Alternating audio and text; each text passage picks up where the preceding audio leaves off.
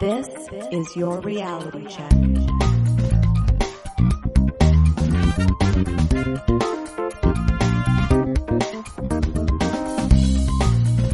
Hi everyone, and welcome to The Reality Check, the weekly Canadian show that explores a wide range of controversies and curiosities using science and critical thinking.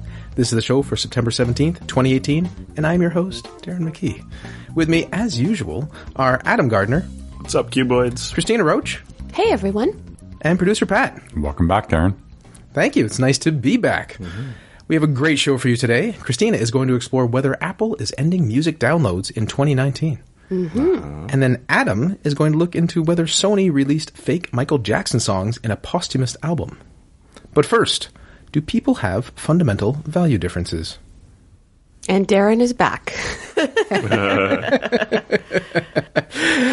At various points in the history of this podcast, I have advocated for following the principle of charity, or steel manning an opponent's position, namely trying to find the best reasons and the best argument, even for something you disagree with. As well, to cultivate notions of compassion for others who have lived different lives. As such, whenever I encounter something related to breaking down the artificial barriers we create, I think it's worth boosting it. That leads me to providing a short review of an interesting post on the blog Slate Star Codex called Fundamental Value Differences Are Not That Fundamental. And this blog often has very interesting posts, so I recommend people check it out. Find a link in the show notes at trcpodcast.com. Great website and great blog. The author, Scott Alexander, begins by discussing some other people's ideas about how fundamental value differences are barriers to cooperation. And this is a quote. On their model, here he's referencing the other people, as I understand it, there are at least two kinds of disagreement. In the first kind, people share values but disagree about facts. For example, you and I may both want to help the third world, but you believe foreign aid helps the third world, and I believe it props up corrupt governments and discourages economic self-sufficiency. We should remain allies while investigating the true effect of foreign aid, after which our disagreement will disappear. In the second, you and I have fundamentally different values. Perhaps you want to help the third world, but I believe that a country should only look after its own citizens. In this case, there's nothing to be done. You consider me a heartless monster who wants foreigners to starve, and I consider you a heartless monster who wants to steal from my neighbors to support random people halfway across the world. While we can agree not to have a civil war for pragmatic reasons, we shouldn't mince words and pretend not to be enemies. End quote. Scott thinks this model is too simplistic and doesn't model reality that well.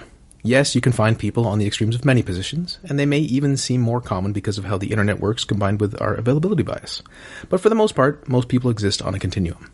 Going with the example of foreign aid and how much value should be placed on the lives of people who don't live in our country, Alexander mentions how there are very few people on the left who are advocating for totally open borders or to redirect the entirety of the Medicaid budget to poor people in other countries. Granted, people who do believe this might be less inclined to think it or say it out loud because there's little public support for the position, but most people don't seem to hold such an extreme view. Similarly, for those who think that America comes not only first, but only, there are very few that object when the U.S. says it will send money to help disasters such as Fukushima in Japan.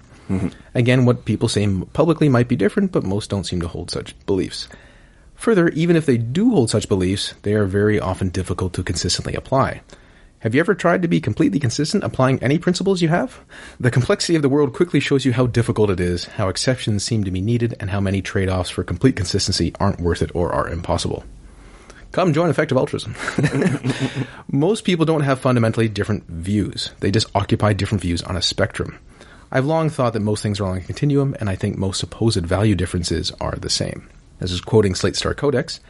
In reality, there's a wide spectrum of what people will do with foreigners. If we imagine it as a bell curve, the far right end has a tiny number of hyper-consistent people who oppose any government money going abroad unless it directly helps domestic citizens. A little further towards the center, we get people who say they believe this, but will support heroic efforts to rescue Japanese civilians from a tsunami.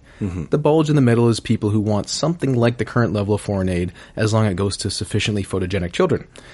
Further to the left, we get the people I'm having this discussion with who usually support something a bit more like open borders and a bit more aid.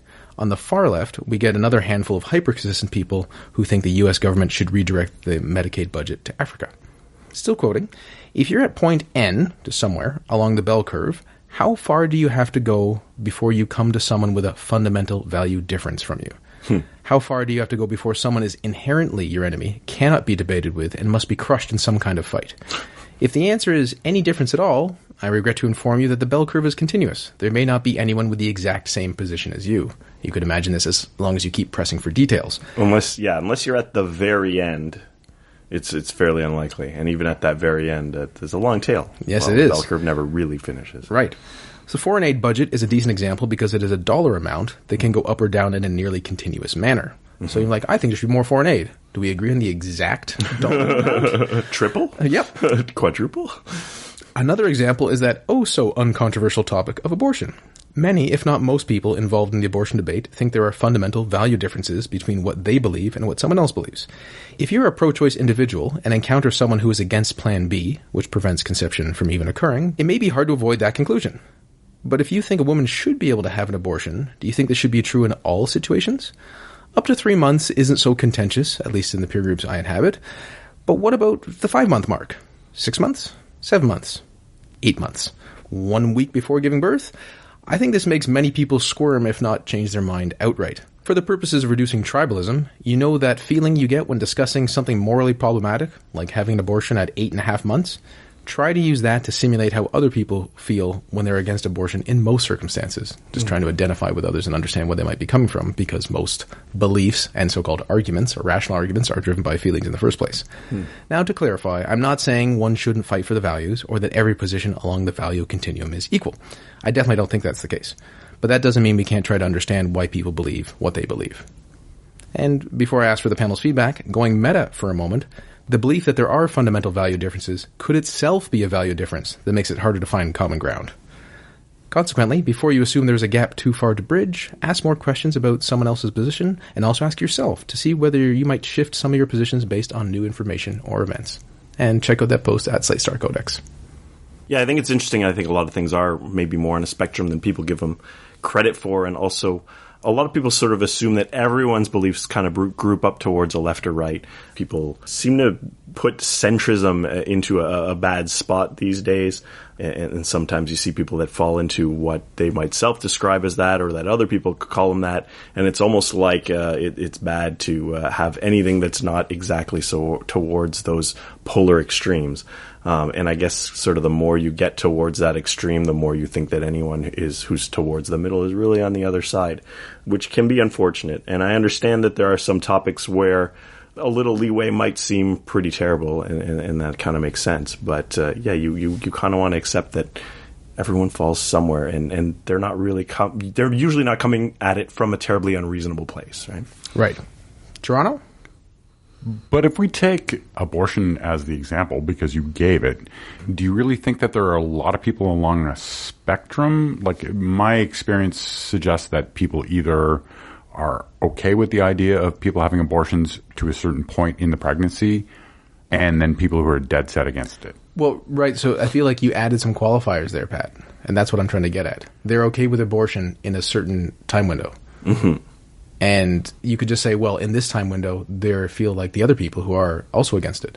Now, you might say the reasons are a bit different. And I think a lot of people who are pro-choice, they're not pro-abortion.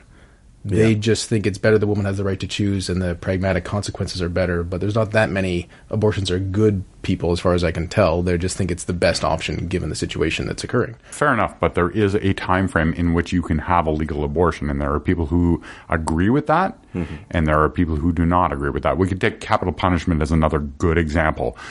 You either are okay with capital punishment or you're not. That's pretty black and white. I don't know that there's a spectrum there. Well, so I think the abortion one, we'll see if we can get to the capital punishment in a moment. The abortion one's a good example because there, by definition, is a spectrum. And current society has decided you can legally get abortion between time 1 and time 2. Mm-hmm. And there's not necessarily good logical reasons why it can't be longer than that, but there's almost societal reasons.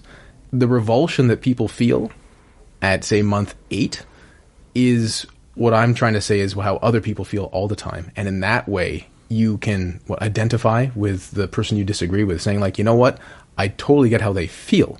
I just don't agree with where they've come down. They think an abortion is wrong at all times.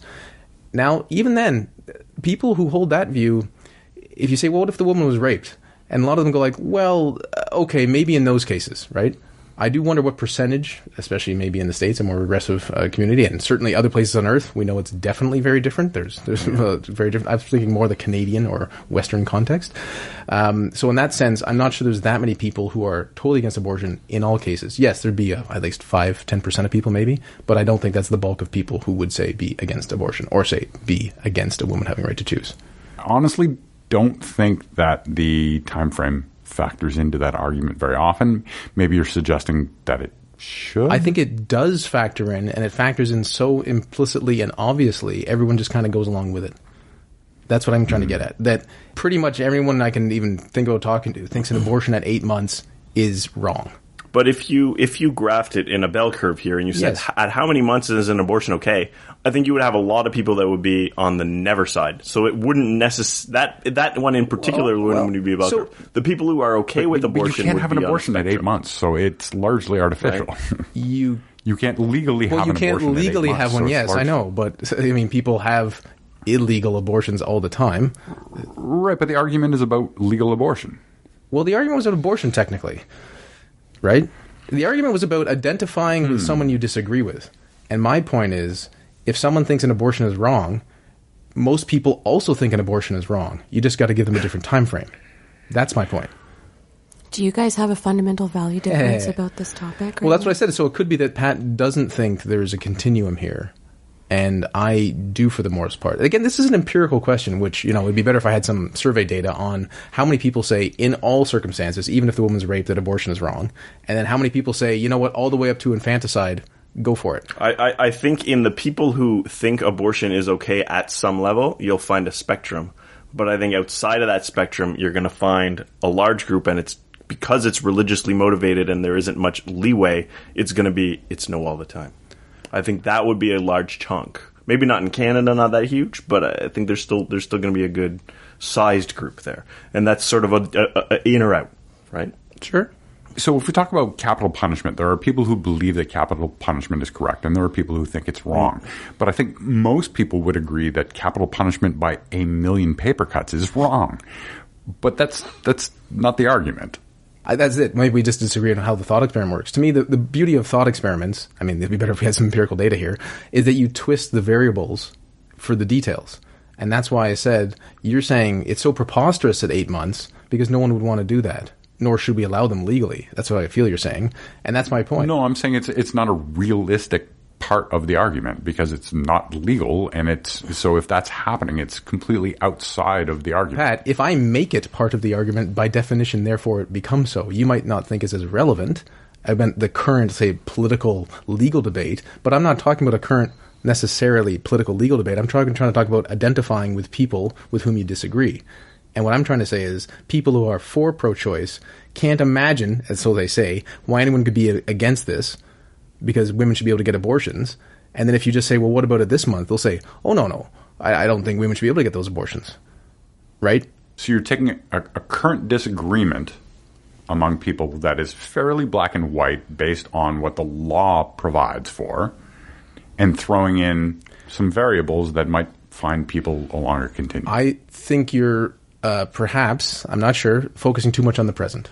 So at one point, at least in Canada, all abortions were illegal. Right? So then the debate was no abortion or any. And then over time, it's become, yes, some abortion in a certain time window. And just because that's the current present state of things, it doesn't mean it's the objectively most reasonable outcome based on everyone's values and or what science has to tell us about how a child develops. I guess I can understand as a human being that there are people that absolutely, this is heart-crushing to them, that in their minds, human beings are being killed, so to speak. But I don't personally feel that I share that person's values. See, I would say you have a factual disagreement. I assume you think killing is wrong. They think killing is wrong. You disagree on what counts as a human life. That's where the bridge comes in. You also think killing babies is wrong, I assume. Everyone thinks killing babies is wrong, just what counts as a baby. Well, not everyone, but most people. Yeah, of course. Thank you. Someone might say, well, it's not really human until 6 months or sure, something. That's my Someone point. might say something like that. That's my point. So the people who are against abortion, for very different reasons, which may be religiously inspired, which I might disagree with on a factual, conceptual, coherent level. Their overall gist, I think, is mainly because you're killing a life, and they don't like that, which is where we do align. We just disagree on what it is. So then it becomes a factual, not a value disagreement.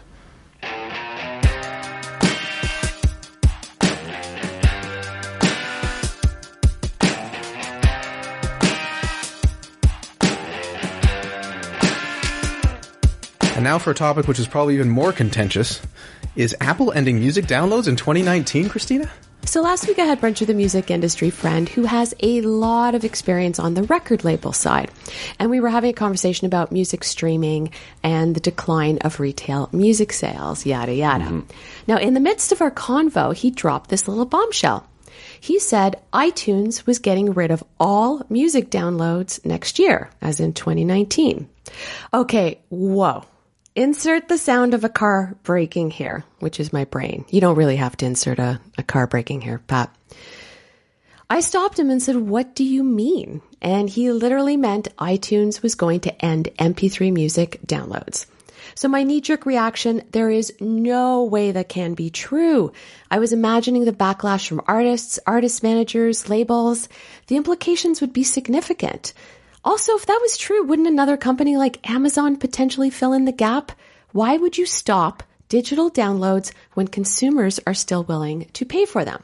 Well, he had a compelling reason to believe the story, as it was widely reported in respected music blogs, such as Consequence of Sound. So I pulled out my phone right then and there, and I started Googling. So first things first, I wanted to corroborate that Consequence of Sound ran with this story. And sure enough, they had an article with headlines reading, Apple to phase out iTunes music downloads by the beginning of 2019. Rapid declines in the number of downloaded songs have prompted the hastened timeline. That's pretty clear, right? So what is the idea, that they're going to move to streaming like other services, or? Right, that you'll be able to stream, but you won't be able to actually. Right. Well, they already have a service, but they're just going to discontinue the other part. Right. Well, it seems the genesis of this story, at least according to Apple Insider, is a blogger for Babel Music named Elisa Fertig, who claims the following. I'm just going to read the intro to her article because it's a great summary of this rumor that's been circulating. An Apple executive has officially announced all iTunes MP3 music downloads will be terminated by early 2019, about a year from today. While rumors that iTunes and digital music platforms in general were heading in this direction have been floating around for a while now, Apple Music executive and Beats creator Jim Iovine announced today that paid downloads on the iTunes platform will be phased out in an attempt to shift users toward Apple Music's online streaming, though you'll always be able to access the MP3s you've previously downloaded and paid for. End quote. Now, here's the first big problem with that statement. Jimmy Iovine made no such announcement. The second big problem with that statement is that it's not true. An Apple spokesperson has come out since and said it's just a rumor. Now, as Apple Insider says in an article from March titled Fake News, Apple isn't killing iTunes music downloads. Why would Apple stop selling downloads which are far more profitable than music subscriptions? Now, music subscription is when you subscribe to Spotify or Apple Music to stream your music. And at least they exercised some skepticism when they heard such a sensationalist claim. Now, granted, the author is being a little bit mean here, questioning Fertig's story, but here's a quote from the article. Which executive? Alyssa Fertig, who also writes pieces such as 10 artists that Charlie XCX should cover, claimed it was Jimmy Iovine who did not make such an announcement. So this is the really annoying part. It didn't take me long to figure out that this was BS, even though the majority of articles that first popped up after the first Google search I did were the original pre-debunked headlines, unfortunately. The fun part, too, is my friend was like, wow, I got to watch you debunk a myth in real time, which was pretty funny. It's a live show. At the very least, if I was a media person, especially if you're a media person that works in entertainment and music, a quick email to Apple's press people maybe asking for clarification would have been wise.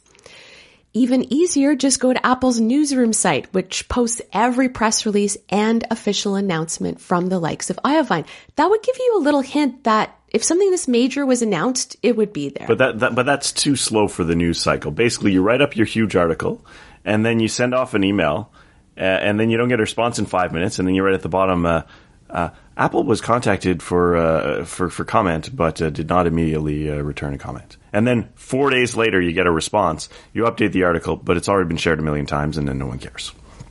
Well, you've got a point, Adam. In this world of instant 24/7 news, it is an issue. Corroborating facts is almost an inconvenience, right? But it seems interesting that people would suggest that this is Apple's new model when you look at things like Spotify, which they're having a really hard time. Well, they're not profitable currently, and they're having a hard time trying to get profitable. Well, I'm going to get there, Producer Pat. So various competitors of Apple Music jumped on spreading this fake news, and it became a top story. As per Google, it was spread on social media, and shame on them. Lots of news outlets started reporting on the story without checking its veracity, including places like CNET. Now, earlier this year, Apple did say it planned to stop selling album bundles called iTunes LPs. So that sparked some speculation that maybe iTunes is going to phase out. Now, a lot of times these rumors grow legs because someone misinterprets or misquotes people that they're interviewing. And Apple Insider says what seems to be the real catalyst perpetuating all the phony headlines is a BBC interview with Iovine. In this interview, he answers a question about whether downloads would ever go away. And he does say that CDs and vinyl are now outselling digital downloads, which I found quite interesting. Yeah. And he did say it's inevitable that, they'd probably stop selling songs. But at no point did he announce that Apple was killing music downloads in 2019. Well, 5 years ago, we would have said it was inevitable that the CD was going to go away. And 30 years ago, we would have said it was inevitable that the LP would go away. Right. So can you really say that for sure when it seems to just kind of be swinging back and forth? Well, in fact, what he actually said was, quote, if I'm honest, it's when people stop buying. That's logical. When people stop buying them, we'll stop doing them. Mm-hmm. That makes sense. So here's a fun fact, guys. Apple Music pays artists nearly twice the amount per stream compared to Spotify. YouTube pays out less than a tenth of what Apple does. So Trent Reznor of the band Nine Inch Nails, who joined Apple to help develop its streaming service, has been pretty vocal about Google's YouTube practices, saying it's built on the backs of free stolen content, and that's how they got that big. It's built on the back of my work and that of my peers. Now, Pat, earlier you mentioned Spotify, and you were suggesting, aren't they actually losing money streaming music? And that's absolutely true. In fact, it's really not clear how Spotify can possibly stay in business. And unlike Spotify, Apple Music doesn't need to just make money from streaming just to survive as a company, right? Anyways, that's it. Not true. That's like a summary of our show. Anyway, that's it. Not true. That's it.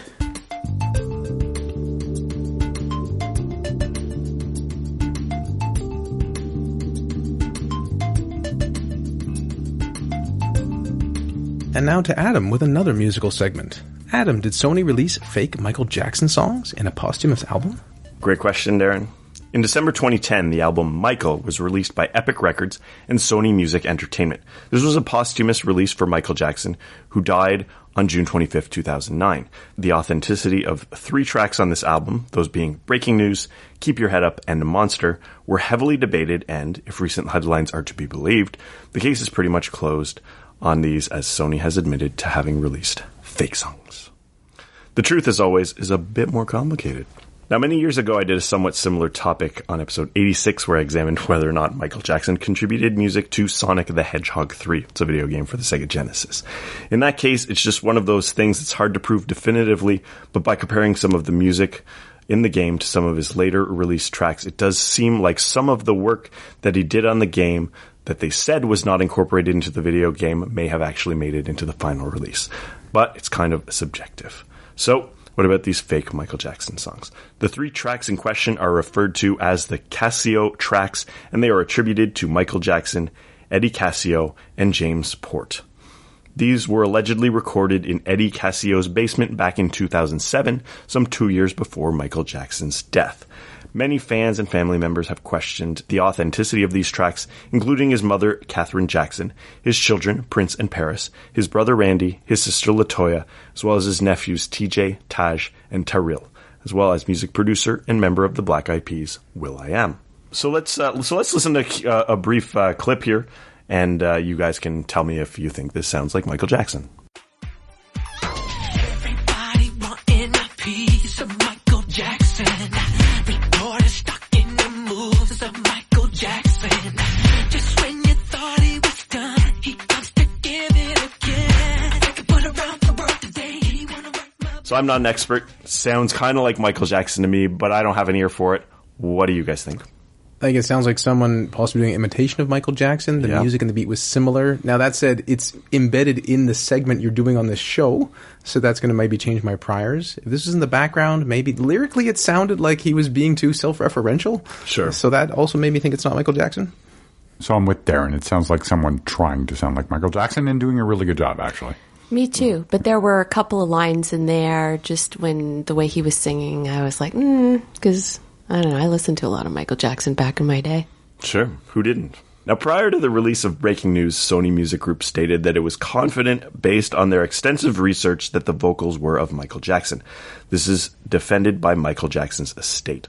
December 2010, the Casio family appeared on Oprah to insist they were sung by Michael. Producer Ted Riley then claimed that some of the confusion was likely due to the fact that they did post-processing on the vocals using auto-tune type software such as Melodyne. Fast forward a year to 2011, and a Michael Jackson sound-alike named Jason Malaki supposedly posted the following to his Facebook page, and I quote, "Sheesh guys, I guess it's time to confess. I've lied to many people, including someone today, but it was me. It was me who sang Breaking News, Keep Your Head Up, Monster, and Stay. I had an agreement with the record company, but now the cat is out of the bag. Sorry to all my fans and fellow Michael Jackson fans." Jason Malaki had recorded a song, Mamacita, in 2007, in which he does indeed sound quite a bit like Michael Jackson, so this was kind of like a cover song for him. But wait, Jason Malaki's manager, Thad Nodin, later said that he never posted this to Facebook, and that this wasn't his Facebook page. It seems like it was the Facebook page linked from his official website, but that's what he said. Malachi later posted to his MySpace page. Now, this was 2011, so I'm not sure why he was still using MySpace. And I quote, "I have not made any of those statements that the Facebook hacker is posting. 6 exclamation points. So this certainly could have been Malaki admitting to this and then recanting it, but similarly, it could actually have been someone else who posted it. Neither of these proves one way or another that he did record the songs, as he could have been boasting about it to get attention as a joke, or this could all be fake, and some other person could have recorded the songs after all. It doesn't mean the songs are real, even if this wasn't legit. Unfortunately, that doesn't really clear much up. And then in 2014, a class action lawsuit was brought up by Vera Sarova, who bought the album on CD in 2011 and hired an audio expert, Dr. George Papkun, to analyze the audio on the tracks, after which he came to the conclusion that it was not Michael Jackson. Now, I cannot speak to the specific methods used, but this is something he claimed. Fast forward to a few weeks ago. On August 23rd, an article claimed quite clearly that Sony had admitted that a double provided the vocals for the 3 tracks in question. This is from the same 2014 class action lawsuit, which is still ongoing. Upon hearing about this article, I thought this might make an interesting segment as a sort of conspiracy that turned out to be true. I saved the link to an article about this on Hip Hop and More to read up on it later. Then when I came back to it, I saw the update. Sony Music's lawyer has released a statement denying that they conceded the vocals to be fake. We are constantly working on more proof about the court proceedings. Though what specifically was said in court is not something the follow-up article by Variety can detail, the basic idea was that the attorneys on behalf of Jackson's estate, who are defending the claim that he did record these songs, made an argument along the lines of, even if Michael Jackson didn't record the vocals, to argue that this wouldn't have been relevant to some aspect of the case, and that this was misconstrued as an admission that they were indeed recorded by a double. So much to say, I can't really come to some specific conclusion on this one. Is it a conspiracy theory? Sure. Could it be that Michael Jackson didn't really record these, that someone just passed them off as is to get his money? That is certainly possible. There's not a lot of direct evidence that he did record it, but it is very hard to prove that he didn't. So could the simple explanation that he actually recorded them be true? Absolutely. At some point, it comes to the listener saying that they think it does or doesn't sound like him, which is very subjective.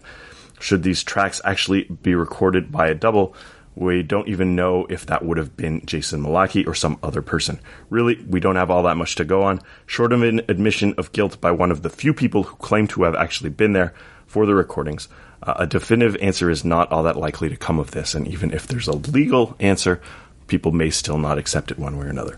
Sony's lawyers or Michael Jackson's estate wouldn't be able to make the determination themselves, as they, like the fans who may have been duped by these songs, are simply taking Eddie Cascio and his associates' words that they are genuine. How interesting that just the idea that if it wasn't so-called the real person, someone create a simulation or a copy or an impression that's so good that it's not easily detectable that it's not the real person.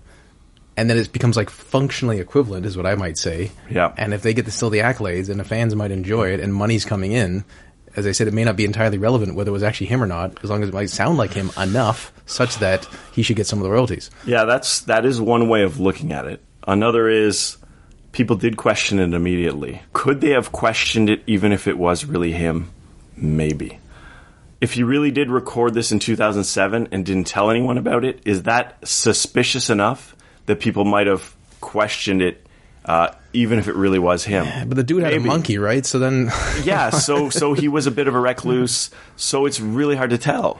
Thanks, Adam, and thanks for joining us once again, listeners. I explored whether people have fundamental value differences, and in many cases they may not be as fundamentally different as we think. Christina explored whether Apple is ending music downloads in 2019, and nope, there seems to be no sign of that, but I guess we'll have to wait till 2019 to find out. No, we won't have to wait till 2019. See the writing on the wall. You don't know yet. And then finally, Adam looked into whether Sony released a fake Michael Jackson series of songs in a posthumous album, and it seems like they probably didn't. At least, maybe not intentionally, depending on who was involved. Clear as mud. Until next time, think better to act better. Peace out, Cuboids. Stay classy, not smart-assy. Good night, everyone.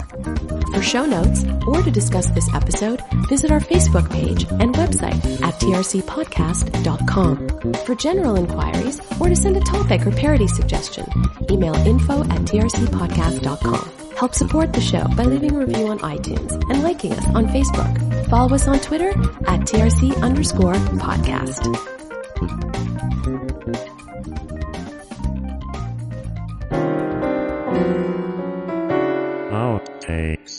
So let's listen to a brief clip here, and you guys can tell me if you think this sounds like Michael Jackson. That was not Michael Jackson. That was Adam Gardner.